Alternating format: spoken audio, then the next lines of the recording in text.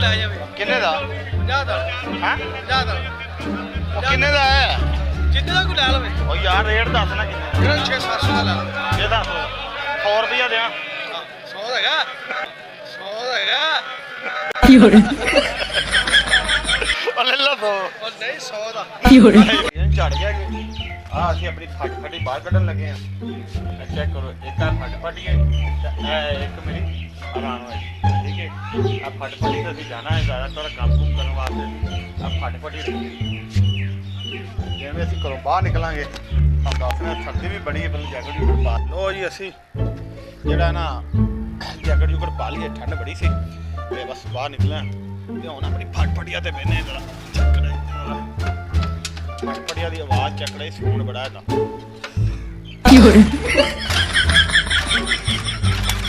ਉਹ ਤੇਰਾ ਫਟਫਟੀਆਂ ਸਟਾਰਟ ਨਹੀਂ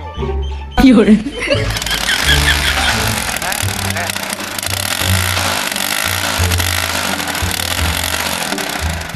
फटफटिया कह रही है कुड़ी बाबा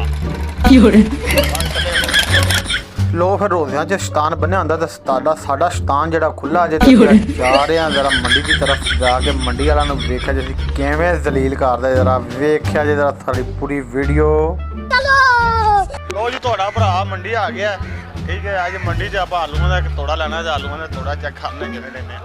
ਬਾਬਾ ਮੰਡੀ 'ਚ ਲੈਣਾ ਹੈ ਬਾਬਾ ਮੰਡੀ 'ਚ ਲੈਣਾ ਹੈ ਹਾਂ ਹੁਣਿਆ ਕਰਨਾ ਆ ਯਾਰ ਆਲੂਆਂ ਤੋੜਾ ਕਿੰਨੇ ਦਾ 400 ਦਾ ਐਸ ਭਾਈ ਦਾ ਲਓ 100 ਰੁਪਿਆ ਲੈ ਲਓ ਹਾਂਜੀ 100 ਰੁਪਿਆ ਇਹ ਫਰੀਦ ਨਹੀਂ ਆਏ ਭਾਈ ਯਾਰ 100 ਲੈ ਲਓ ਚਲੋ ਕਿਰਾਇਆ ਦਾ 50000 ਤੁਸੀਂ ਦੇ ਦਿਓ ਲੋ ਜੀ ਭਾਈ ਜੀ 400 ਦਾ ਤੋੜਾ ਕਹਿ ਰਹੇ ਨੇ 50 ਕਿਲੋ ਦਾ ਠੀਕ ਹੋ ਗਿਆ ਜਨਾਬ ਖੀਰਾ ਕਿਤੇ 150 ਰੁਪਏ ਦੇ ਹਾਂ 150 ਰੁਪਏ ਦੇ ਖੀਰੇ ਇੱਕ ਛਾਪਰ ਇੱਕ ਛਾਪਰ ਰਾਜਸਥਾਨ ਦੀ 20 ਛਾਪਰ ਇੱਕ ਛਾਪਰ 20 ਰੁਪਏ ਲੈ ਲਓ ਠੀਕ ਹੋ ਗਿਆ 20 ਰੁਪਏ ਲੈ ਲਓ ਟਮਾਟਰ ਸਾਈ 650 ਦੇ ਟਮਾਟਰ ਦੇ ਦੇ। ਉਹਦਾ 400 ਨਹੀਂ ਦੇ ਰਹਾ ਬਈ ਜਿੰਨੇ ਦਾ ਕੋਈ ਲੈ ਜਾਵੇ ਕਿੰਨੇ ਦਾ 50 ਦਾ ਹੈ 50 ਦਾ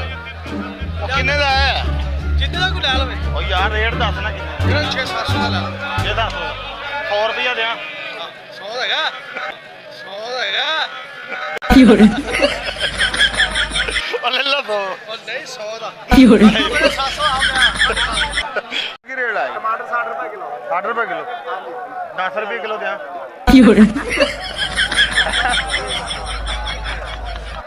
ਚਾਚਾ ਅਦਰਕ ਕੀ ਰੇਟ ਲਾਈ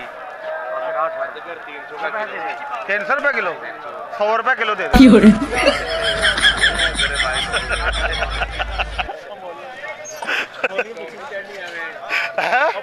ਇਹਨੇ 50 ਰੁਪਏ ਕਿਲੋ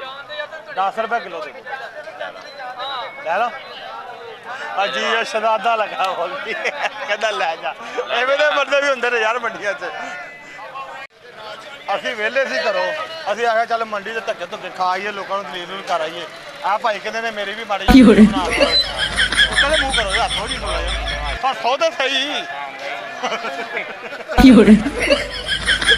ਲੋ ਜੀ ਉਸਤਾਦ ਜੀ ਅਸੀਂ ਜਿਸ ਮਕਸਦ ਵਾਸਤੇ ਆਏ ਸੀ ਕਿ ਆਲੂਆਂ ਦਾ ਤੋੜਾ ਲੈਣਾ ਉਹ ਅਸੀਂ ਲੈ ਕੇ ਬਸ ਚੱਲੇ ਆ ਤੇ ਭਾਈ ਹੋਰਾਂ ਨੇ ਕਿਹਾ ਜੀ 400 ਰੁਪਏ ਦਾ ਆਲੂਆਂ ਦਾ ਤੋੜਾ ਤੇ ਅਸੀਂ 100 ਰੁਪਏ 'ਚ ਉਹਨਾਂ ਨੂੰ ਕਿਹਾ ਸੀ ਤੇ ਉਹਨਾਂ ਨੇ ਸਾਨੂੰ ਘਾਹ ਹੀ ਨਹੀਂ ਪਾਇਆ ਮੂੰਹ ਹੀ ਨਹੀਂ ਲਾਇਆ ਸਾਨੂੰ ਬਾਹਰ ਅਸੀਂ ਜਾ ਰਹੇ ਹਾਂ ਵੀ ਚੰਗਾ ਗਿਆਨ ਕੀ ਰੇਟ ਦੇ ਰਹੇ ਹਾਂ ਕੀ ਰੇਟ ਦੇ ਰਹੇ ਹਾਂ 600 ਰੁਪਏ ਕਿਲੋ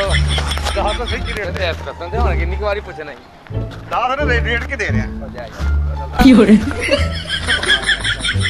ਜਲਦੀ ਕਰ ਜਲਦੀ ਯਾਰ ਚਾਚਾ 10 ਦਾ ਰੁਪਿਆ ਯਾਰ ਹਾਂ ਚਾਚਾ ਕੀ ਰੇਟ ਦੇ ਰਿਹਾ ਯਾਰ ਤੈਨੂੰ ਕੋਈ ਟੈਨਸ਼ਨ ਨਹੀਂ ਕੱਢਣਾ ਜਾ ਯਾਰ